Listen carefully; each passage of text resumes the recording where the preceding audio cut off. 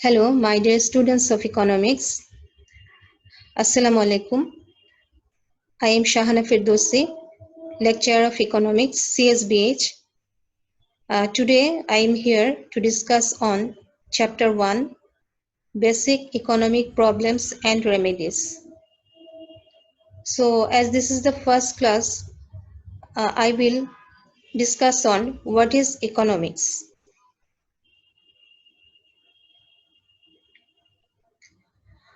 So, when students in the first class, when students enter the class in economics class, their first question is, what is economics? They have a mere idea like that. Economics maybe this is a discussion on money, or it is discussion on stock exchange, or it is another name of accounting, or economics is a very hard subject. Actually, this is not a correct idea. What is economics? Let us know that. Unlimited wants and limited resources. See, a shopping mall, there are so many things. And this is money that is for meeting our demand. And the money that is in our hand, that is limited. So the resource we need to meet our demand, that is limited resource. But our want is unlimited. Wants always grow. We can meet our demand, we can meet our need for a particular time, but we cannot meet our want. It always grows. Like if you are thirsty, if you take 1 or 2 glasses of water, then you can quench your thirst. That means you have satisfied your need. But want is not like that. Suppose you have adequate quantity of dresses, shoes, but when you see the new designs, dresses, shoes in market or with your friends, then your demand again grow. You want to get more. That is want. So our want is unlimited, but our resources are limited. So our that is human behavior is like that. When our resource limited, but wants are so many, in that case, what do? We try to economize. We try to meet that unlimited wants, satisfy our unlimited wants with the limited resources. So economics actually analyze or discuss about that human behavior. That is how humans meet their unlimited wants with limited resource. And in that case, when there are unlimited wants, we try to grading. That is, we try to prioritize that which need we have to satisfy earlier. In that case, in that way, we satisfy our want, so that choice is limited. The choice is involved with this, because these resources have alternative uses. With the same resource, we can do many things. So a matter of choice also come. So this choice is also a study of economics. Why economics are there? There are some basic problems. Economics study with that. The central problem of economics is the allocation of scarce or limited resources to fulfill or satisfy unlimited wants. That means our resources are scarce. So what are the basic economic problems? Scarcity, limited resource with which we have to meet our unlimited wants, and that's why we have to make choice that which want we have to meet earlier. Now let us see the different views of different scholars. Adam Smith, who is known as the father of economics. He told economics is the science of wealth. Marshall and Pigou, they told economics is the science of welfare. P.S. Samuelson, the modern economist, he told economics is the science of scarcity. The most acceptable definition is given by L. Robinson, professor of Cambridge. Economics is the science which studies human behavior as a relationship between wants and scarce means which have alternative uses. It is said by Robinson. It is most acceptable definition on economics. Now let us know about the father of economics. The name of our father of economics is Adam Smith. Adam Smith was an 18th century Scottish economist, philosopher, and author, and is considered the father of economics. Smith is most famous for his book An Enquiry into the Nature and Causes of the Wealth of Nation. And this book is very much well known as Wealth of Nation, which is published in 1776. He popularized many of the ideas like the importance of free market economy, division of labor, specialization, concept of gross domestic product, which formed the basis for theories of classical economics. So, Adam Smith is a classical economist.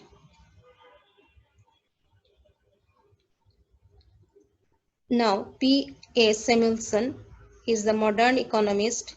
He died just 1 year ago.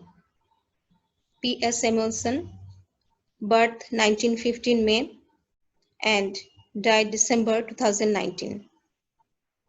Was the first American economist to win the Nobel Memorial Prize in Economic Science in 1970. He was likely the most influential economist of the later 20th century. P.L. Samuelson said every economic society faces three basic problems. And this P.S. Samuelson's notion that economic society face three basic problems. This is very much established and very much well-known comment. Basic problems of every economic society, according to P.S. Samuelson, is what to produce, how to produce, for whom to produce.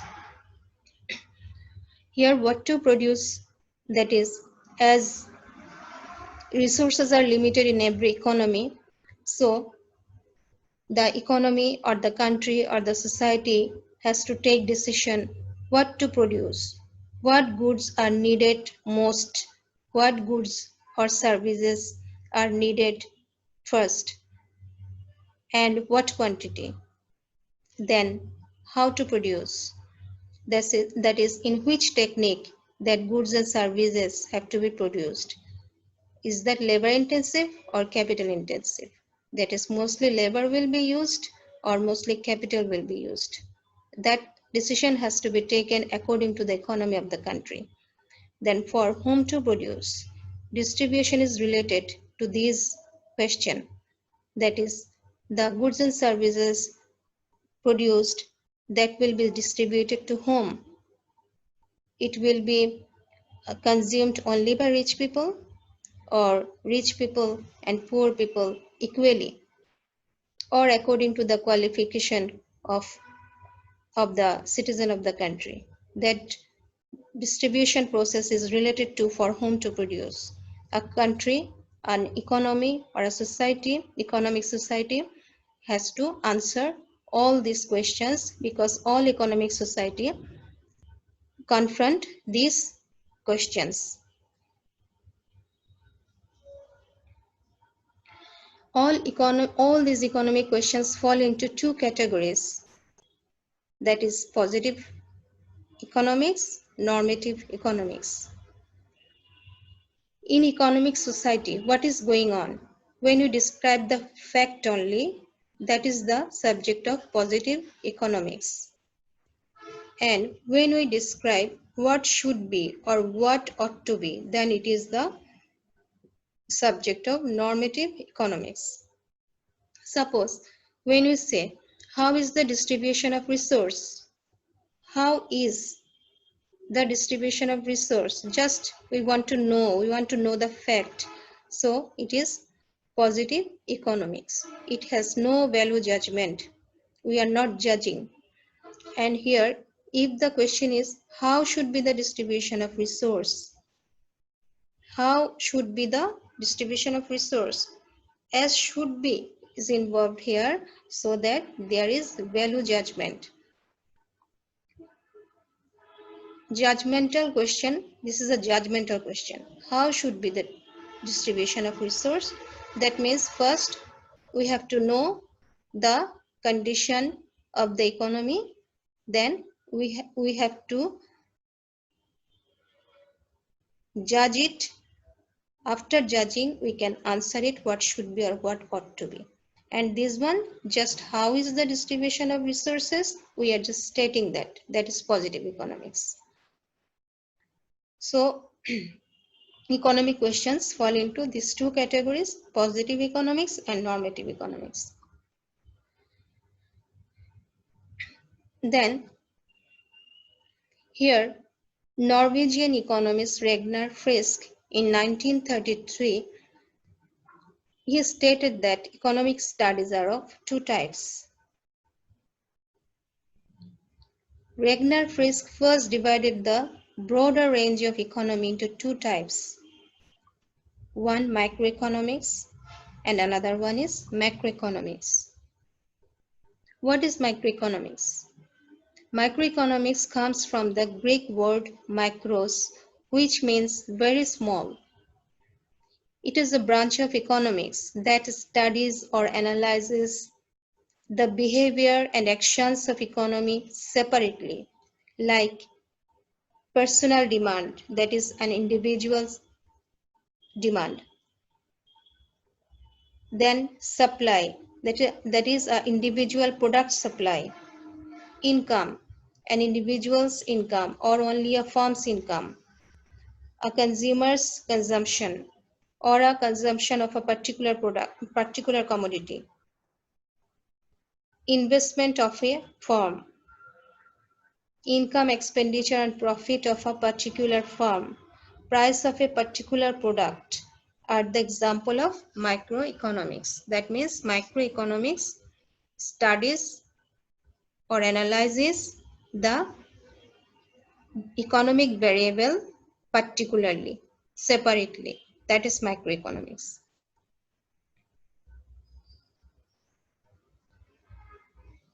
At a glance, we see here what is microeconomics. Factors that influence individual economic choices, like decisions of individual firms, decision of individual consumers, decision of individual households, how demand and prices are determined in individual markets.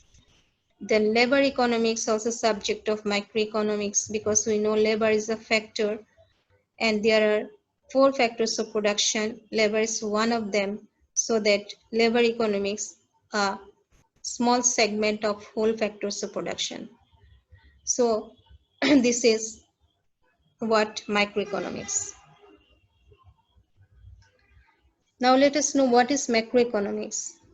Macroeconomics comes from the Greek word makros, which means large or aggregate or whole. It is a branch of economics that studies or analyzes the behavior and actions of the economy as a whole. Here we have to notice that as a whole. This includes national, regional, and global economics like aggregate demand, supply and consumptions, aggregate supply, aggregate consumption, general price level, national income, investment and savings. National investment, national savings are the examples of macroeconomics. So at a glance, we see here Study of the economy as a whole is macroeconomics. Study of economy, wide phenomena.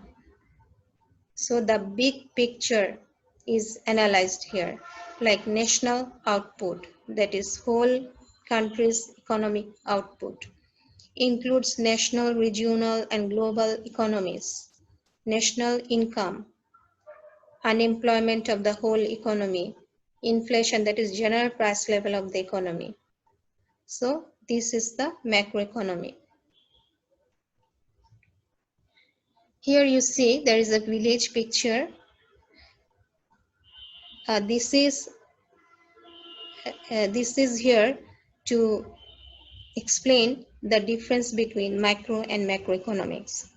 You see, this is a village. If I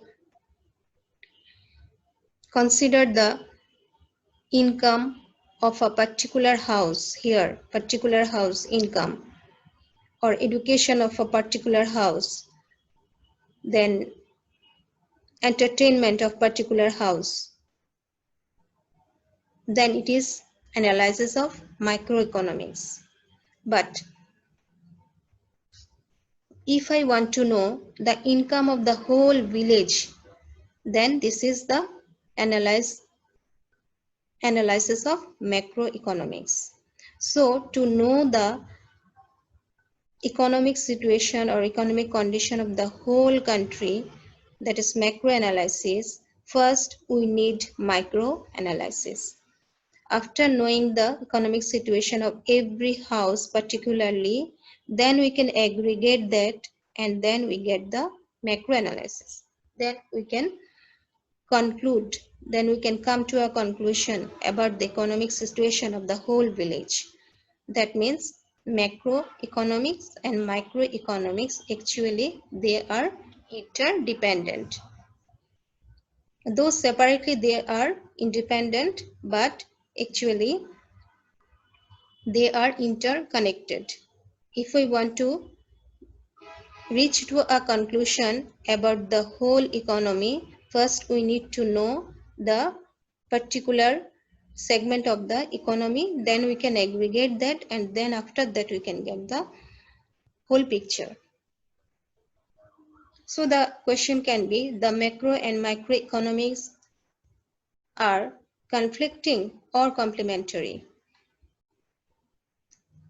The macro and microeconomics are independent. They are complementary and not conflicting. Both these approaches help us in analyzing the working of the economy. If we study one approach and neglect the other, we are considered to be half-educated and will lead us to wrong or inadequate conclusion. We should integrate the two approaches for the successful analyzing of the working of the economic system. So, hope my dear students, from today's discussion you have understood what economics is and what is the subjects of its analysis. So, thank you very much today. If this video helped you, my dear students, then help me to grow. Thank you very much. Meet you in the next video.